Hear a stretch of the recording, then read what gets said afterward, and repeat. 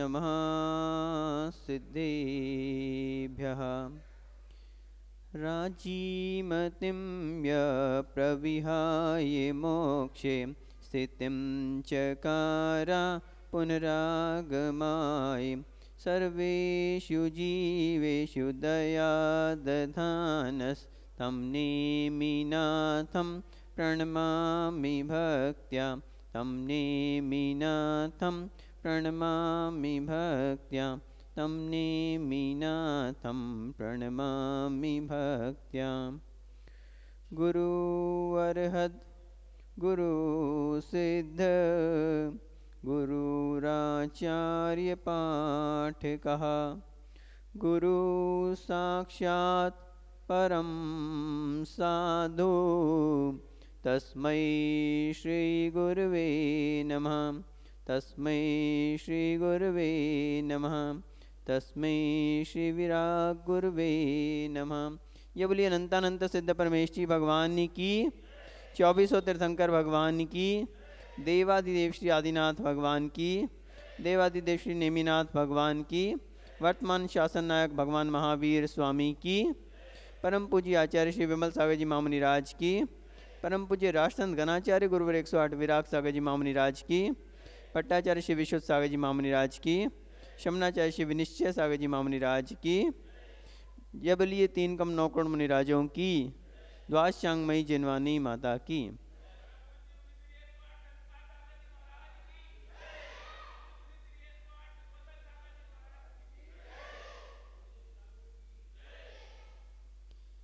Dear all, today in the series of Sunday's religious speeches, I would like to give you some key points that Pujya Gurudev Acharya Virag Sagar Ji Maharaj used to give us, and bowing to pure feet of Param Pujya Ganacharya Shri 108 Virag Sagar Ji Maharaj, I would like to start my speech. आज जैसा कि आप सभी को विदित है, आज क्या है, रविवार है, और रविवार के विशेष प्रवचनों की श्रृंखला में आज हम आपके लिए परम पूज्य गणाचार्य श्री विराग सागर जी महाराज बहुत सारे जीवन के लिए उपयोगी कुछ पॉइंट्स दिया करते थे, जो हमारे जीवन में हमें एक अच्छा श्रावक बनाने में सहयोगी होते हैं, और साथ ही जीवन में जो सफलता एवं खुशियों को प्रदान करने वाले होते थे। ऐसे बहुत सारे पॉइंट्स पूज्य गुरुदेव समय समय पर हमें दिया करते थे, और आज पूज्य गुरुदेव के ही पावन चरणों में बारंबार नमोस्तु करते हुए, उन्हें बार बार याद करते हुए अपनी बात को रखूँगा। Whatsoever you like, you consider it is of पूज्य गुरुदेव, and if you feel something went wrong, consider it's my mistake. आपको इसमें जो भी बातें अच्छी लगें उसे किसकी समझना, पूज्य गुरुदेव आचार्य विराग सागर जी महाराज की ही समझना, हमारी नहीं समझना। और अगर कहीं आपको लगता है कि कोई गलत बात हमसे निकल गई तो उसे हमारी मिस्टेक समझ के छोड़ देना, ठीक है। सो we get a lot of education in our life, school education, but moral education is also very important. हम बहुत सारी स्कूली शिक्षा तो प्राप्त करते हैं, बहुत सारे हमारे सिलेबस रहते हैं, बहुत सारे सब्जेक्ट्स हम उसमें पढ़ते हैं, प्रतिदिन 6-8 घंटे हम स्कूल में डेली देते हैं, बट मॉरल एजुकेशन जो हमारे जीवन में एक व्यक्तित्व का निखार करती है, वो क्या कहलाती है, मॉरल एजुकेशन, वो भी हमारे लिए बहुत आवश्यक है। क्यों आवश्यक है? Because you can earn money by the school education. आप पैसा तो कमा सकते हैं उससे, लेकिन एक अच्छा इंसान बनना, to become a good citizen, that I don't think you can get it from the school education. एक अच्छा इंसान कैसे बना जाता है, एक अपने चारित्र का निर्माण कैसे किया जा सकता है, अपने एक व्यक्तित्व का, अपनी एक पर्सनैलिटी कैसे डेवलप की जाती है। आप बहुत सारे लोग ये भी करते हैं ना, पर्सनैलिटी डेवलपमेंट कोर्सेज बहुत सारे लोग करते हैं। वो क्यों करते हैं? क्योंकि हमें समाज में रहना है, समाज में रहते हुए हमें बहुत सारी चीज़ों को ध्यान रखना पड़ता है। समाज में हमारे मित्र लोग भी हैं, हमारे रिश्तेदार भी हैं, हमारे पड़ोसी भी हैं, और हम जब फैमिली में रहते हैं तो हमारे बच्चे भी हैं, हमसे बड़े भी हैं, सभी को हमें ध्यान रखना है किसकी क्या क्या नेसेसिटीज़ हैं, किसके लिए क्या आवश्यक है, किससे कैसे हमें डील करना है, कैसे हम अपने बिहेव करें सबसे, जिससे सभी हमसे जुड़ें, कोई हमसे टूटे ना, सभी हमें लाइक करें, कोई हमें डिसलाइक ना करे। तो ये कुछ ऐसी बातें हैं जो व्यक्ति के व्यक्तित्व का निर्माण करती हैं। आप देखिए कुछ लोग ऐसे होते हैं कि वो जहाँ भी जाते हैं तो उनके साथ बहुत सारे लोग जुड़ जाते हैं, सभी लोग उनको लाइक करते हैं। और कुछ लोग ऐसे होते हैं कि वो कहीं भी जाएं और बस पूरा माहौल ख़राब कर देते हैं, कोई भी उनको पसंद नहीं करता बहुत ज़्यादा। तो ऐसा क्यों? एक व्यक्ति को बहुत सारे लोग लाइक कर रहे हैं, बहुत सारे लोग उससे जुड़ रहे हैं, और एक व्यक्ति ऐसा है कि उसे कोई भी पसंद नहीं कर रहा, कोई उसका नाम भी लेता है भैया भगवान बचाए उससे। ऐसा क्यों होता है?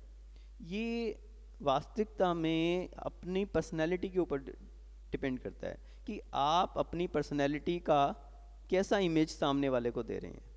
तो जैसी आपकी पर्सनैलिटी डेवलप हो जाएगी वैसी ही आपकी सोसाइटी में इज्जत होगी, वैसे ही लोग आपको लाइक करेंगे, वैसे ही लोग आपको क्या करेंगे, डिसलाइक करेंगे।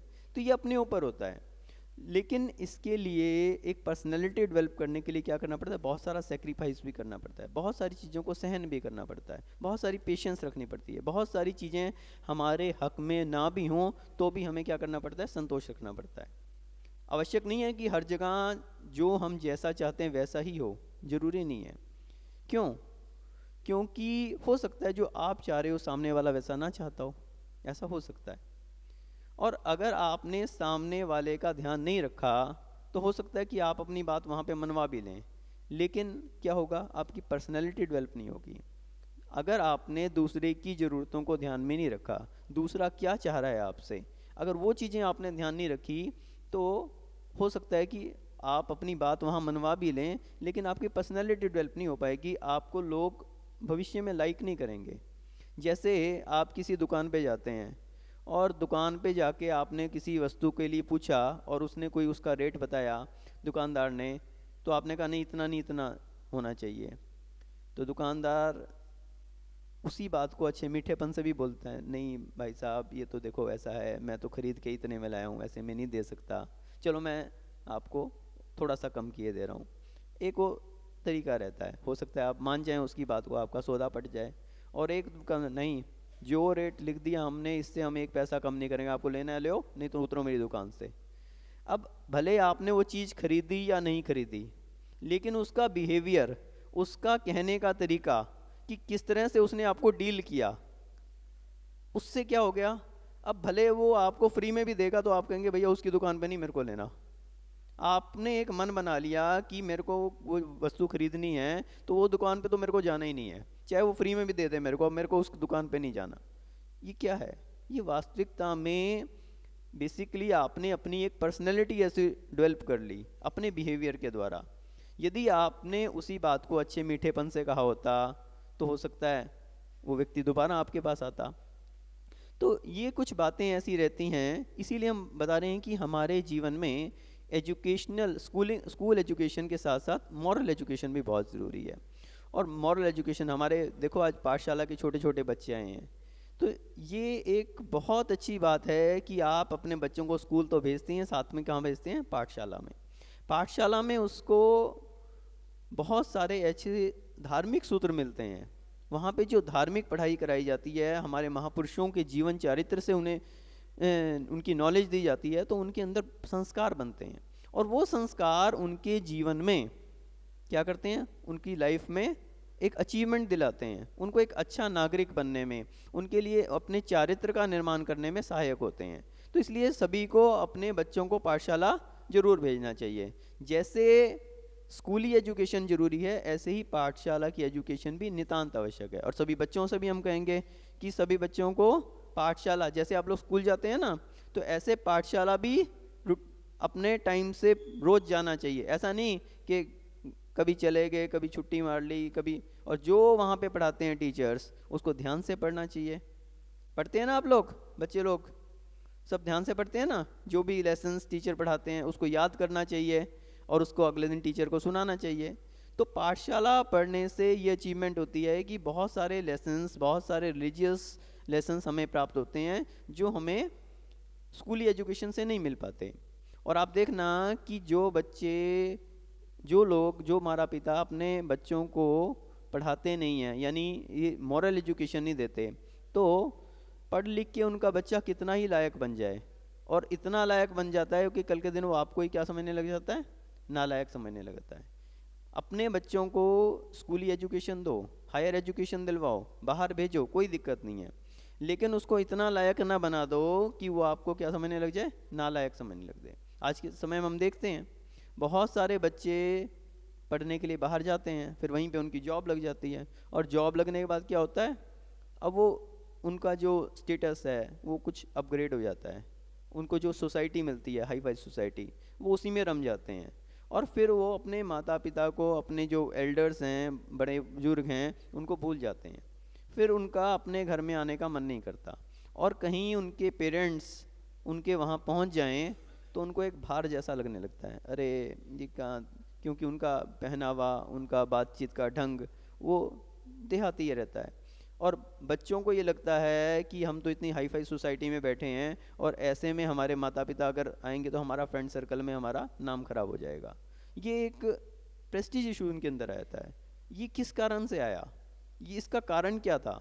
इसका कारण ये था कि आपने बच्चों को एजुकेशनल, स्कूली एजुकेशन तो दी, लेकिन मॉरल एजुकेशन से वंचित रखा। आप उसको अच्छे से अच्छे स्कूल में तो एडमिट करवाया आपने, आपने अपने पूरी मेहनत करके, पैसा जमा करके, बड़ी बड़ी फीस दे के अच्छी से अच्छी उसको एजुकेशन दिलाई, जिससे वो आज हाई सोसाइटी में पहुंच गया, आज वो पैसा कमाने में समर्थ हो गया, आज उसकी सोसाइटी वैसी बन गई। लेकिन आप उसको गुरुओं के समक्ष नहीं लेके आए, आपने उसको अभिषेक करना नहीं सिखाया, आपने उसको महाराजों की सेवा वैयावृत्ति करनी नहीं सिखाई, जिस कारण जो संस्कार उसके अंदर आने चाहिए थे वो संस्कार उसके अंदर नहीं आ पाए।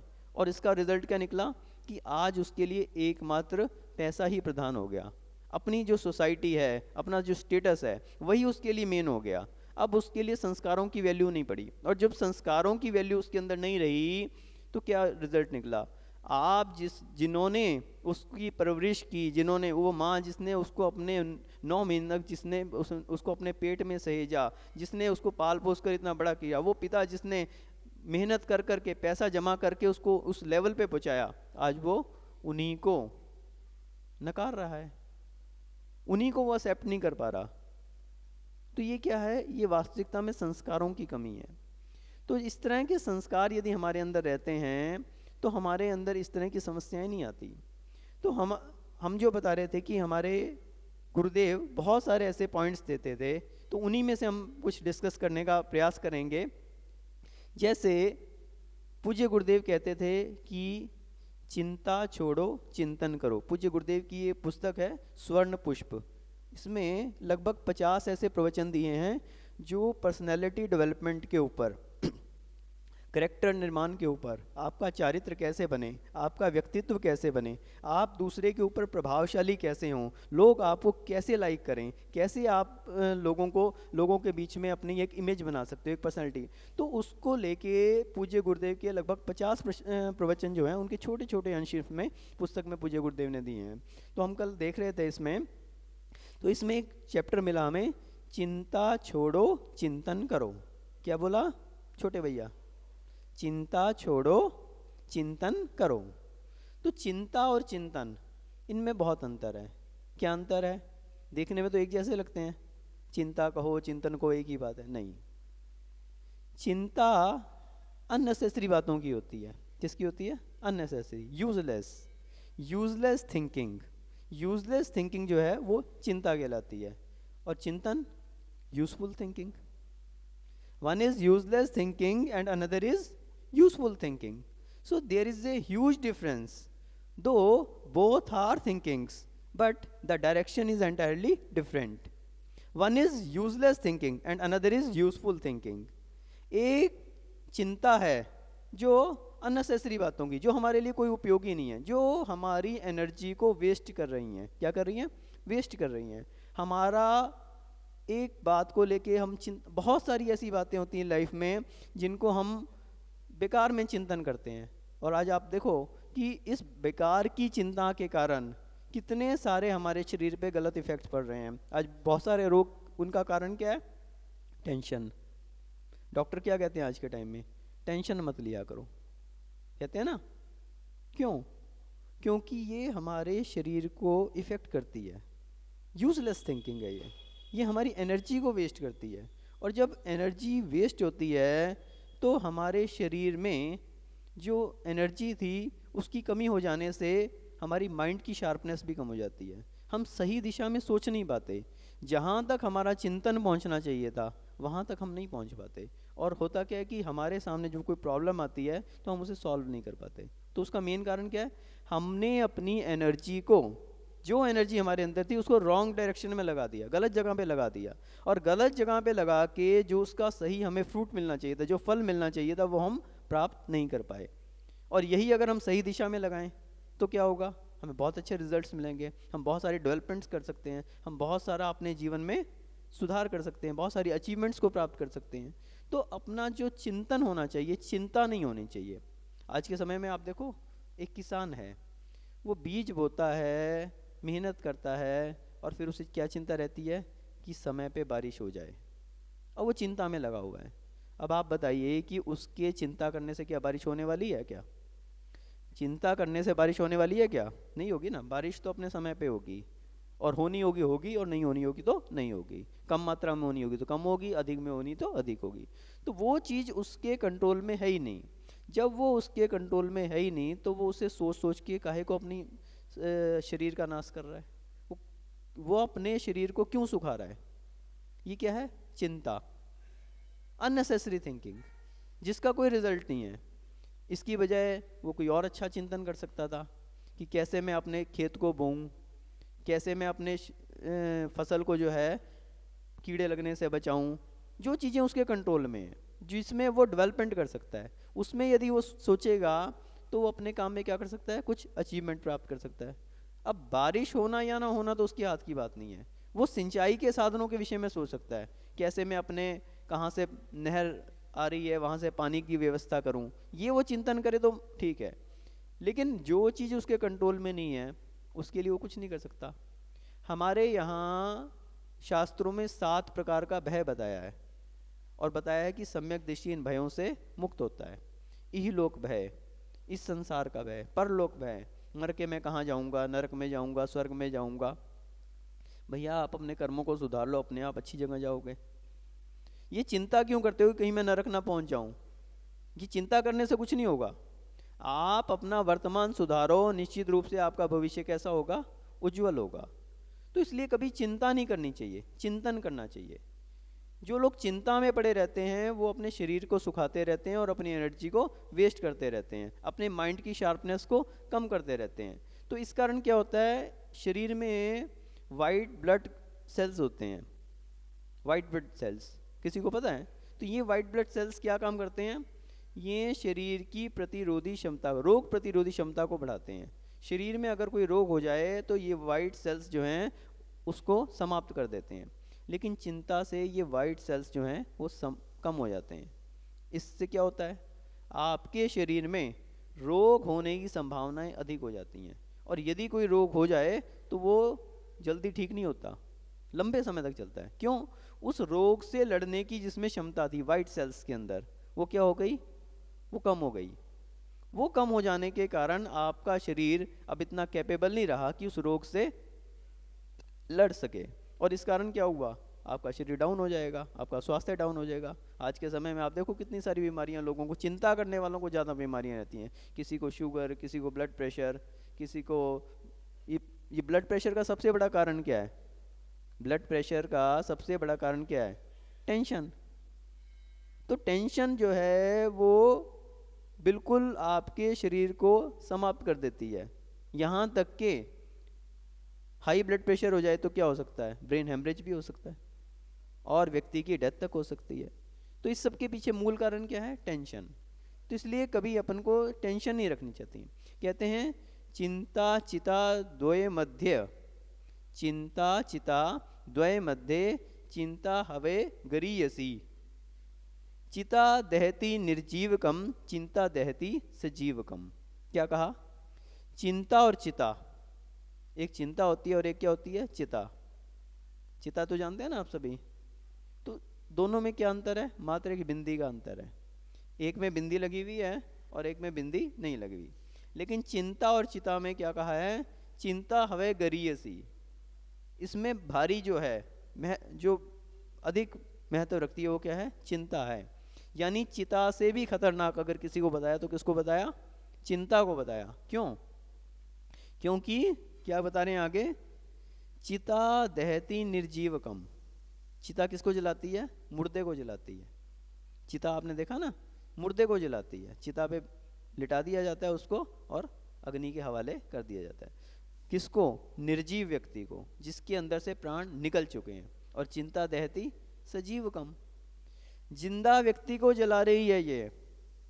एक व्यक्ति चिंता में सूखता जा रहा है, जीवित व्यक्ति, वो तो निर्जीव को जला रही थी और ये जीवित व्यक्ति को जला रही है। इसलिए कहा है कि चिंता जो है वो कभी नहीं करनी चाहिए।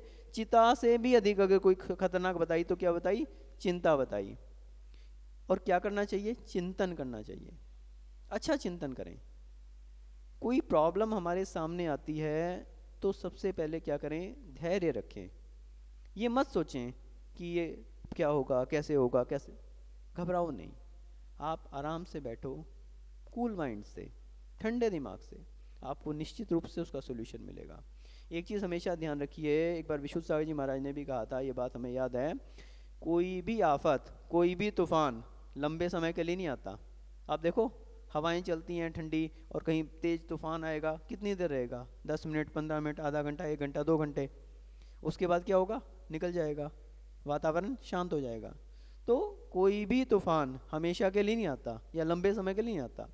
तो ये जीवन के जो उतार चढ़ाव हैं ये भी क्या हैं, ये टेम्परेरी हैं, टेम्परेरी हैं। अब प्रश्न ये उठता है, ये चिंता को कैसे दूर करें, कैसे हम अपने मन को चिंतन में लगाएं, ये जो अननेसेसरी चिंता होती है इसे कैसे दूर करें। तो इसके लिए क्या जरूरी है, डिटैचमेंट। चिंता क्यों होती है हमें, जब हमें चीज़ों से अटैचमेंट होती है तो हमें चिंता होती है। जैसे कोई व्यक्ति है उसकी फैक्ट्री में आग लग जाए, अब उसे चिंता हो जाएगी कि अब क्या होगा। तो उसकी फैक्ट्री में आग लग गई, उसे जैसे ही खबर मिली तो उसको चिंता होगी कि अब क्या होगा। देखो भैया आगे बैठो तो बातें नहीं करो, ओ भैया जी ध्यान रखो। तो अब वो चिंता उसको हो रही है, तो क्यों हो रही है, क्योंकि उसको अपनी फैक्ट्री से अटैचमेंट है, इस कारण वो परेशान हो रहा है। आप देखते हैं किसी व्यक्ति को खबर मिली कि उसकी अमुक फैक्ट्री में आग लग गई और उसको हार्ट अटैक आ गया अचानक से।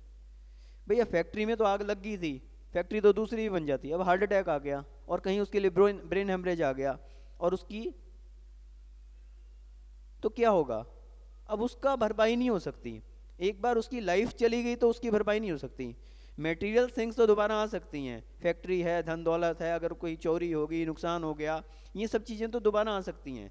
लेकिन अगर आपकी लाइफ ही समाप्त हो जाए तो वो दोबारा प्राप्त नहीं की जा सकती। कहते हैं ना, जान है तो जहान है, जान है तो जहान है। यदि आपका स्वास्थ्य ठीक है, यदि आपका माइंड बैलेंस सही है तो सब चीज़ें अचीव की जा सकती हैं। हो सकता है आज किसी चीज़ की अचीवमेंट नहीं हो पा रही, आप प्रयास भी कर रहे हैं। बहुत सारे लोग बोलते हैं हम स्कूल में जो है अच्छी पढ़ाई भी करते हैं, मेहनत भी करते हैं, फिर भी एग्ज़ाम्स में हम रह जाते हैं। कोई बात नहीं, क्या हो गया, हम अपने पास से कुछ लेके तो आए नहीं थे और ना ही हमें कुछ लेके जाना है अपने साथ में। तो ये चिंतन जब हम करते हैं, और कुल मिला के हमने एक बार पहले भी बताया था कि जब हम शरीर से डिटैच हो जाते हैं, क्योंकि सारी चीज़ें किससे जुड़ी हुई हैं, बॉडी से जुड़ी हुई हैं, ये सब चीज़ें बॉडी से जुड़ी हुई हैं। और जब हम when we consider our self that I am not a body, I am a soul, I am not a body, I am a soul, मैं एक परम पवित्र आत्मा हूँ जो इस शरीर से सर्वथा भिन्न हूँ। जीवो अन्य पुद्गलाश्चन्य इत्यसो तत्व संग्रह यदन्य दुच्यते किंचित तस्यैव तस्य विस्तरा। कितनी सुंदर कारिका आचार्य पूज्य पाद महाराज ने, महाराज आपको इष्टोपदेश पढ़ा रहे हैं अभी, और इसके अंतिम मंगलाचरण में अंत में जाके आचार्य श्री इसका सार क्या बता रहे हैं। बोले कि जीव अन्य है, यानी मैं आत्मा जो हूँ वो अन्य हूँ, और ये शरीर पुद्गल है, ये अन्य है, ये मेरे से सर्वथा भिन्न है। तो जो ये डिटैचमेंट आ जाती है, बोले यही तत्वों का सार है। और बाकी जितना भी आप शास्त्र पढ़ते हैं, जो कुछ भी आप पढ़ते हैं, वो सब क्या है? वो सब इसी का विस्तार है, इससे हटके कुछ भी नहीं है। तो इसलिए जब हम शरीर से ही डिटैच हो गए तो हमारी डिटैचमेंट सब चीज़ों से हो जाती है। क्योंकि आप देखिए, आपके जितने भी रिलेशंस हैं, चाहे वाइफ से रिलेशन है, चाहे पापा से रिलेशन है, चाहे मम्मी से रिलेशन है, बच्चों से रिलेशन है, वो किसका है? बॉडी का, शरीर का। आपका जितना भी मटेरियल थिंग्स से अटैचमेंट है, चाहे धन है, चाहे वैभव है, चाहे आपकी प्रॉपर्टी है, कपड़ा है, मकान है, जो कुछ भी है, उसका किससे रिलेशन है? बॉडी से। यदि आपने बॉडी से डिटैचमेंट कर ली, अपने आप को इस बॉडी से अलग समझ लिया, तो आप सभी चीज़ों से क्या हो जाओगे? डिटैच हो जाओगे। और जब आप सभी चीज़ों से डिटैच हो जाओगे, तो फिर आप कोई भी काम करोगे तो डिटैच होके करोगे, और डिटैच होने पे आपको उस कार्य में सफलता भी मिलेगी। और अगर सफलता नहीं भी मिलती तो भी आपके लिए चिंता नहीं होगी। क्या नहीं होगी? चिंता, जो हमारा विषय है। तो कभी भी अपने को कोई भी कार्य करो तो डिटैच होके। आप लोग पढ़ाई करते हो, बच्चे लोग, तो पढ़ाई करनी चाहिए, अच्छे से अच्छा पढ़ाई करनी चाहिए, मेहनत करनी चाहिए, लेकिन डिटैच होके। ऐसा नहीं है कि अगर मैं एग्ज़ाम में सफल नहीं हुआ तो मैं ये कर लूँगा, मैं वो कर लूँगा, ऐसा कभी नहीं सोचना चाहिए। बहुत सारी आज के समय में एक विसंगतियाँ आ गई कि लोग जो पढ़ाई में सफल नहीं हो पाते, इतना कंपटीशन बढ़ गया, इतना कंपटीशन बढ़ गया कि सुसाइड जैसी अवस्थाएं हमारे बीच में आने लगी। और फॉरेन में तो ये बहुत सारी अवस्थाएं हैं, क्योंकि वहाँ पे क्या है? धर्म नहीं है। लेकिन हमारे लिए सौभाग्य है कि हमें भगवान का सानिध्य मिला है, अपने गुरुओं का सानिध्य मिला है, और वो हमें ऐसा सही मार्ग बता सकते हैं। फॉरेन में आप देखो, अगर कोई व्यक्ति अपनी लाइफ से हार जाता है तो वो क्या कर लेता है? सुसाइड कर लेता है। लेकिन यहाँ पर हमारे लिए एक अच्छा वो मिला है कि हम धर्म गुरुओं के सानिध्य में आते हैं, हमें साहस दिलाते हैं, वे हमारे लिए प्रेरणा देते हैं कि आप अपने जीवन में अच्छे कार्यों को, अपने जीवन को लगाओ और डिटैच होके करो। कार्य तो सभी करो, जैसे आप फैमिली में रहते हैं तो आपको फादर का रोल भी अदा करना है, बेटे का भी अदा करना है, सारे करने हैं, लेकिन डिटैच होके। आप फादर का रोल कर रहे हैं और बेटा आपकी बात नहीं मान रहा, तो डिटैच होके आपका काम है उसको समझाना। बोलते हैं कि बच्चे को 5 साल तक तो उसकी परवरिश पाला पोसा जाता है, 10 साल तक और उसको पढ़ाया लिखा जाता है, और उसके बाद जब वो 16 साल का हो गया तो वो एक मित्र की तरह से हो जाता है। कैसा हो जाता है? Like a friend. अब उसे ज़्यादा समझाने की आवश्यकता नहीं है, बस हिंट दे दो, मार्गदर्शन देते रहो। अब जितना वो माने अच्छी बात है, और नहीं माने तो वो अब समझदार हो गया, अब उसको उसके ऊपर छोड़ देना चाहिए। तो इससे क्या होगा कि आप उसके मन में आपके प्रति एक कॉन्फिडेंस डेवलप होगा, एक कॉन्फिडेंस डेवलप होगा, फिर वो आपकी बात, हर बात को मानेगा। एक बार उसको ये लग जाए कि ये जो भी बात कह रहे हैं मेरे हित की कह रहे हैं, जब व्यक्ति को ये बात समझ में आ जाती है तो वो उनसे जुड़ जाता है। हम लोग गुरु से जुड़ते हैं, क्यों जुड़ते हैं? क्योंकि हमें लगता है कि जो गुरु बात कह रहे हैं उतना हमारा चिंतन नहीं है जितना गुरु का चिंतन है। गुरु का जो चिंतन है, हमारा चिंतन वहाँ तक नहीं पहुँच पाता, और इस कारण कहते हैं कि स्वबुद्धि सुखस्येव गुरु बुद्धि विशेषता। स्वबुद्धि सुखस्येव गुरु बुद्धि विशेषता। अपनी बुद्धि से जो कार्य किया जाता है वो सुख का प्रदान करने वाला है, लेकिन गुरु की बुद्धि से जो उसकी विशेषता रहती है, वो जिस तरह की उपलब्धियां दिलाता है वो स्वयं की बुद्धि से नहीं प्राप्त हो सकती।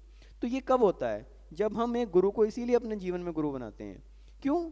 हमें लगता है वो हमारा हितकारी है, जहाँ तक हम नहीं सोच पा रहे वहाँ तक वो सोच पा रहे हैं, और वो हमारे लिए एक सही मार्गदर्शन देते हैं। इसलिए हर किसी को अपने जीवन में गुरु जरूर बनाने चाहिए, और उन गुरु से हमें मार्गदर्शन लेना चाहिए, और अननेसेसरी जो थिंकिंग है इनको अवॉइड करके अच्छा चिंतन करना चाहिए। प्रॉब्लम को सोल्यूशन निकालने का प्रयास करना चाहिए, प्रॉब्लम को सामने देख के उससे घबराना नहीं चाहिए। पहली बात तो ये कि प्रॉब्लम को प्रॉब्लम समझना ही नहीं चाहिए। आप प्रॉब्लम को प्रॉब्लम समझते हो इसलिए प्रॉब्लम आपके सामने खड़ी है। अगर आप प्रॉब्लम को नॉर्मल वे में ले लोगे तो प्रॉब्लम प्रॉब्लम ही नहीं रहेगी। समझे ना आप मेरी बात को? बहुत सारी ऐसी सिचुएशंस आती हैं, अब समय आपका हो रहा है तो हम इसको शॉर्ट में ख़त्म करेंगे। बहुत सारी सिचुएशंस ऐसी आती हैं कि अब क्या होगा, अब क्या होगा? कुछ नहीं होगा, टेक इट नॉर्मल, सब चीज़ें होंगी, आराम से होंगी, बस आपको धैर्य रखना है। अपना माइंड बैलेंस जो है वो मोस्ट इंपॉर्टेंट है, उसको कहीं भी हमें डिस्टर्ब होने नहीं देना है। और कई बार ऐसी सिचुएशंस होती हैं, हमारे साथ भी आती हैं, हमारे लिए प्रवचन करने बैठे हैं और ऐसे में कोई कुछ ऊट पटांग बात सामने आ जाए, क्या होगा? हम उस समय उसको अवॉइड कर देंगे, हम आहार के लिए निकल रहे हैं और ऐसे में कोई ऊट पटांग बात आ जाए सामने, हम उसमें अवॉइड कर देते हैं। क्यों? वो समय इतना इम्पोर्टेंट है हमारे लिए, क्यों हम यहाँ पे जो बोलेंगे उसका हजारों लाखों लोगों तक पहुँचना है वो, तो उनका बहुत सारे लोगों को माइंड पे इफेक्ट पड़ना है। हम जो आहार करेंगे उससे हमारे 24 घंटे का इफेक्ट है, तो उस मौके पे उस चीज़ को इग्नोर कर देते हैं। ठीक है, अभी आहार के बाद सोचेंगे, बहुत सारी बातें हम लोग, ठीक है अभी आहार के बाद आना, अभी चर्चा नहीं करेंगे। बहुत सारी बातें अभी इस समय हम प्रवचन करने बैठे और कोई उठपटांग बात आ जाए, हम कहेंगे अभी बाद में चर्चा करेंगे। क्यों? क्योंकि इस समय माइंड का बैलेंस बनाए रखना बहुत ज़रूरी है। अगर माइंड का बैलेंस इस मौके पे डिस्टर्ब हो गया तो आपकी पूरी क्रिया जो कि दूसरों को इफेक्ट डालने वाली है वो डिस्टर्ब हो जाएगी। इसलिए हमें अपने जीवन में कुछ अचीवमेंट्स प्राप्त करनी है तो अपने जीवन में चिंता को छोड़ना चाहिए और चिंतन को अपनाना चाहिए। इससे आपका माइंड बैलेंस जो है वो बैलेंस रहेगा और आप जीवन में बहुत सारी अपनी पर्सनैलिटी भी डेवलप कर सकेंगे, लोग भी आपको लाइक करेंगे और बहुत सारे अचीवमेंट्स भी आप अपनी लाइफ में कर सकते हैं। इन्हीं भावों से जय बोलिए परम पूज्य गणाचार्य श्री 108 विराग सागर जी महामुनि राज की जय।